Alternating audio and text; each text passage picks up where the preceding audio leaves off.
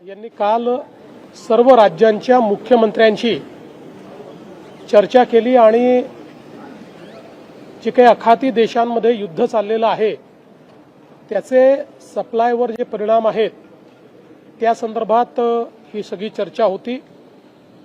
जवळजवळ सगळ्याच राज्यांच्या मुख्यमंत्र्यांनी माननीय प्रधानमंत्री महोदयांचं कौतुक केलं, त्यांचे आभार मानले की ज्या प्रकारे आपल्याकडे सप्लायचा कमीत कमी डिस्रप्शन हे झालेलं आहे।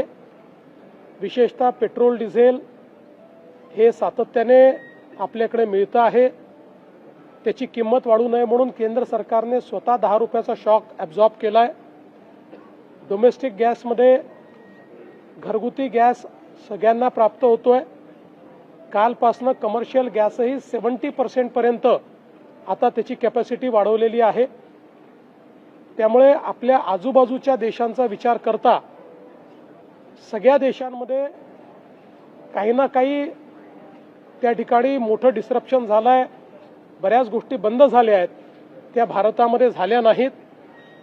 माननीय प्रधानमंत्री मोदयांनी देखील या संदर्भातली लॉंग टर्म स्ट्रॅटेजी सांगितली आणि विशेषतः 2 गोष्टी या त्यांनी सांगितल्या की जाणीवपूर्वक काही लोक आपल्या देशामध्ये संभ्रम पसरवत आहेत, तो संभ्रम पसरू देऊ नये, लॉकडाऊन लागेल वगैरे असल्या गोष्टी सांगितल्या जात आहेत। लॉकडाऊन बिलकुल लागणार नाहीये, असल्या गोष्टी पसरवणारे हे अक्षरशः एक प्रकारे देशद्रोह करतायत आणि म्हणून माझं मत आहे की अशा पद्धतीनं खोट्या बातम्या पसरवणाऱ्यांवर कडक कारवाई हे आम्ही देखील करणार आहोत। प्रधानमंत्री मोदयांच्या ॲश्युरन्स नंतर मला हा विश्वास आहे की भारताने ही परिस्थिती टॅकल करण्याकरता जे काही उपाययोजना केलेल्या आहेत त्यामुळे आपल्या सर्वांचं जे काही जीवन आहे हे कमीत कमी इफेक्ट होईल अशा पद्धतीनं पुढेही ही सगळी स्ट्रॅटेजी तयार केली आहे। आज 150 दिवसाचा जो कार्यक्रम महाराष्ट्र सरकारने हातामध्ये घेतला होता त्या कार्यक्रमाचं समापन म्हणून त्या सगळ्या कार्यक्रमामध्ये विशेषतः ई गव्हर्नन्समध्ये ज्या लोकांनी उत्तम काम केलं त्यांना आम्ही पुरस्कार दिलेले आहेत। उत्तम डिपार्टमेंट्स, उत्तम सेक्रेटरीज, उत्तम कमिशनर्स, उत्तम पोलीस कमिशनर्स, उत्तम एसपीज, त्याचप्रमाणे वेगवेगळे कमिशनरेट्स, अशा सगळ्या कॅटेगरीजमध्ये ज्यांनी चांगलं काम केलं आहे त्यांचा आज आम्ही सत्कार केलेला आहे। विशेषतः एचआरच्या क्षेत्रामध्ये या 150 दिवसामध्ये खूप चांगलं काम झालेलं आहे। जवळपास सगळ्या विभागाचे नवीन आकृतीबंध तयार झालेले आहेत, रिक्रुटमेंट रूल्स नव्याने तयार झालेले आहेत, एचआर सिस्टीम्स उभ्या राहिल्या आहेत, 40,000 लोकांचं प्रमोशन हे आपण त्यानिमित्ताने करू शकलेलो आहे आणि आपण विशेषतः जे काही आपल्या गव्हर्नमेंट प्रोसेसेसचं रिइंजिनिअरिंग केलं आहे त्यामुळे लोकांना लागणाऱ्या ज्या 90% सेवा आहेत त्या सेवांमध्ये आता आपण अर्जामधल्या फील्ड्स 40% कमी केल्या आहेत, डॉक्युमेंट्स 50% कमी केले आहेत, त्याला लागणारा वेळ हा अगदी नगण्य केलेला आहे आणि हे कार्य आपलं असंच चालू राहणार आहे आणि म्हणूनच आज या सगळ्या आमच्या चांगलं काम करणाऱ्या अधिकाऱ्यांचा सत्कार आपण केलेला आहे। आज जो आपला पल्स मेडिकल कॉन्क्लेव्ह आहे याच्यामध्ये रायगडमध्ये रामकीसोबत आपण जो काही बल्क ड्रग पार्क आणि लाईफ सायन्सेस हब तयार करतोय त्या संदर्भात एक राऊंड टेबल झाला।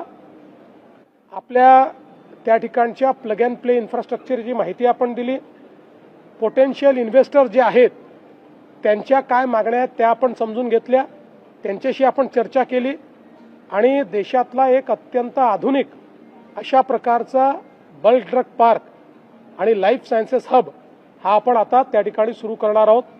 यासोबत पल्सच्या निमित्ताने काही स्ट्रॅटेजिक एमओयूज, काही इन्व्हेस्टमेंट एमओयूज या क्षेत्रामध्ये आज झालेले आहेत आणि त्यामुळे या क्षेत्रामध्ये निश्चितपणे महाराष्ट्राला प्रगति करता येईल। मैं भारत के प्रधानमंत्री मोदी जी का आभार व्यक्त करता हूं कि कल उन्होंने सभी मुख्यमंत्रियों के साथ बैठक की। सभी देश के मुख्यमंत्रियों ने मोदी जी ने जिस प्रकार का नेतृत्व इस विश्व के क्राइसिस में दिया है उसकी सराहना की। विशेष रूप से जब आसपास के सारे देशों में और कई प्रमुख विकसित देशों में भी क्राइसिस की परिस्थिति के कारण उनको काम बंद करना पड़ा, कुछ जगह 4 डे वीक करना पड़ा, कुछ जगह वर्क फ्रॉम होम करना पड़ा। ऐसे समय जिस प्रकार से मोदी जी ने इस क्राइसिस को हैंडल किया, पेट्रोल डीजल की आपूर्ति में कोई कमी नहीं आने दी, जो कीमतें बढ़ी उसका शॉक भी केंद्र सरकार ने स्वयं सहन किया, वो ग्राहकों पर नहीं डाला।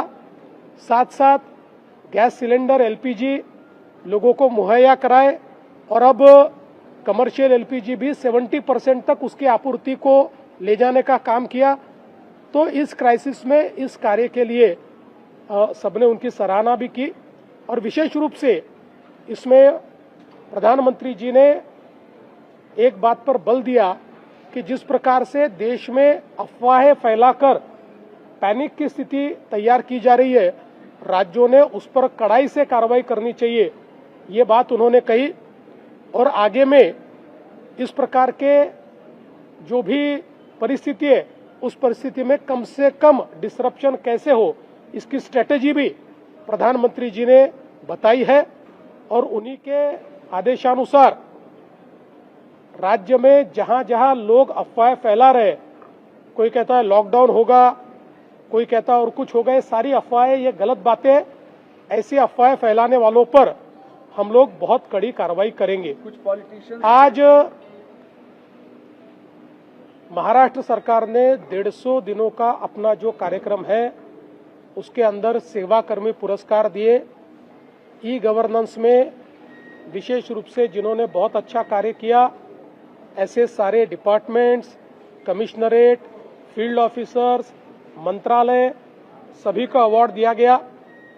बहुत बड़े पैमाने पर ई गवर्नेंस, एआई, ब्लॉकचेन में महाराष्ट्र धीरे धीरे लीडर बन रहा है और विशेष रूप से लोगों को सेवाएं देने के लिए सुगमता लाने का काम और किसी को भी ऑफिस में न जाना पड़े, इस प्रकार के गवर्नमेंट प्रोसेस के री इंजीनियरिंग ये महाराष्ट्र ने की है। इसके लिए आज इन सभी अफसरों को हमने एक प्रकार से उनका सम्मान किया है। पल्स ये जो मेडिकल कॉन्क्लेव 2 दिन से मुंबई में आयोजित की गई है, इसको बहुत अच्छा रिस्पांस मिला है। आज इसमें बल्क ड्रग पार्क और लाइफ साइंसेस हब जो महाराष्ट्र सरकार रामकी के साथ रायगढ़ डिस्ट्रिक्ट में प्लग एंड प्ले इकोसिस्टम के तहत खड़ा कर रहा है, उसका एक राउंड टेबल हुआ। इस राउंड टेबल में हमारी कैपेबिलिटीज के बारे में, हमारे प्लान्स के बारे में हमने इस क्षेत्र के इन्वेस्टर्स को बताया। इस क्षेत्र के इन्वेस्टर्स ने उनकी क्या चाह है वो भी हमारे सामने रखी।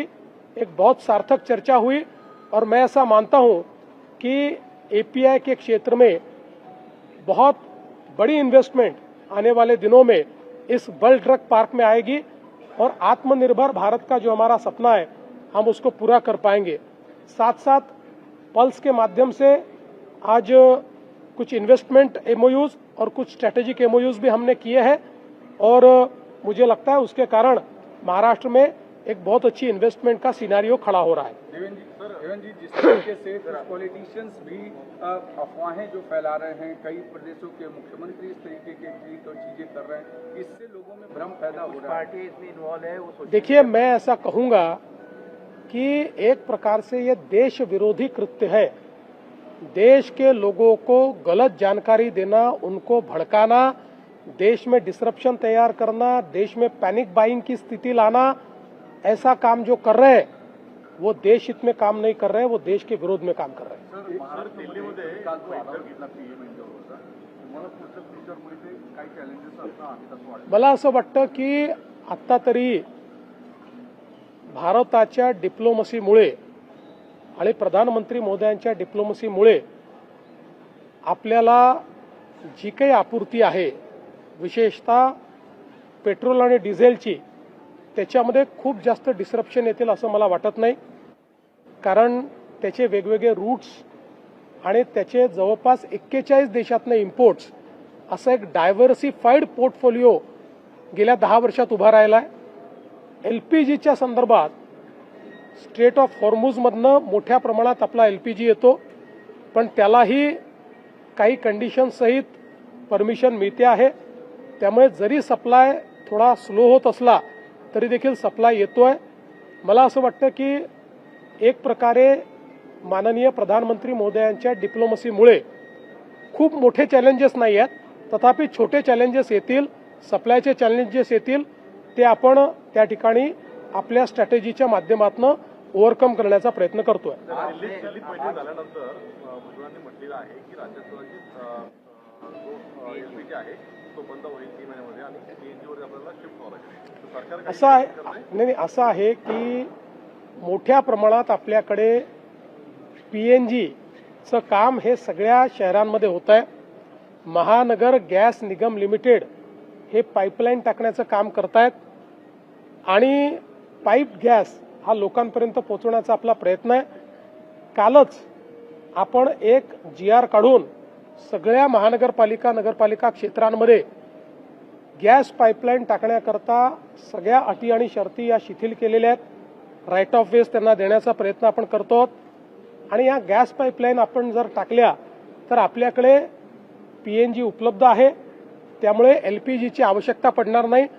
शहरांवरचा LPGचा लोड जर आपण कमी केला तर भविष्यात अशा पद्धतीच्या ज्या काही सिच्युएशन्स उभ्या होतात त्याच्यामध्ये देखील आपल्याला कुठली अडचण येणार नाही. LPG को क्या PNG से कन्वर्ट करके प्रेशर कम किया जाए, लोड कम किया जाए? देखिए, महानगर गैस निगम लिमिटेड के माध्यम से महाराष्ट्र के अलग अलग शहरों में पाइप नेचुरल गैस की पाइपलाइंस डालने का काम शुरू है.